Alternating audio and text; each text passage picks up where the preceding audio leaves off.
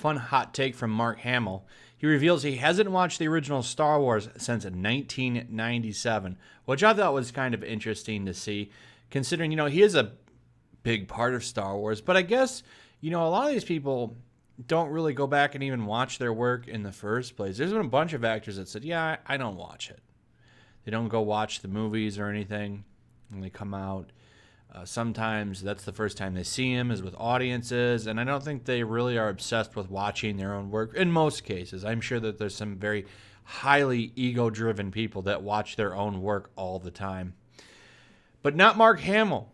Reveals he has not watched the original Star Wars since 1997. Now, fun fact, that means he hasn't watched the original Star Wars since well before that, because 1997 is the special edition trilogy, not the OG Star Wars we all want so bad. The despecialized versions, as you would.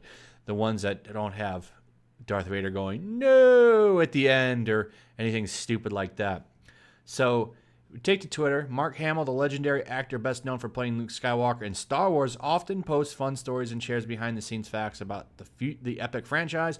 While the actor may be the leading expert in Star Wars, it turns out he hasn't actually watched the original film in over 20 years. According to a recent tweet, Hamill last watched Star Wars when the special edition was released in theaters for its film's 20th anniversary. It says right here, I haven't seen it since the special edition was released in theaters in 1997, and only because my kids had only watched the home video, had never seen it on the big screen, and I insisted I take them. That's pretty cool. Wanted his kids to go see Star Wars back when, they were still special. A little bit different in today's age, but still pretty cool that he, wanted his kids to see it nonetheless. That's kind of funny. I wonder what he would think of what George has done to Return of the Jedi, which in my opinion has received the worst treatment out of all of them. That movie got really, really bastardized. The whole thing with Darth Vader, and then you had that stupid Muppet song, which isn't new. That was in the original 1997 recut of Return of the Jedi. So many things about the Return of the Jedi special edition that I hate so much. I hate the Yub Nub got replaced. Fourth wall breaking was in that movie. A lot of dumb stuff. I'll never get over that Muppet song, though. The only time I've ever watched that in entirety was in 1997 when I saw it in the theaters. Ever since then, anytime I watch the fake version of Return of the Jedi, I fast forward the Muppet song. I can't watch it. It's cringe. Pure cringe. I'm hoping maybe someday, now that Disney has, the rights to everything, maybe, just maybe, they'll give us a despecialized HD version. I'm not holding my breath, though. I'm really not. It's a shame. So Mark got some responses here. This is when he said, he insisted on taking his kids. People said, I love that. Many fans chimed in. Man, how cool to be your kids and see their dad playing such a great character in a theater. That's a nice tidbit. Why would he continuously rewatch Star Wars? He lived Star Wars, and when I was a kid, I thought he lived in my VCR and acted out Star Wars almost every single day. Good job, I say.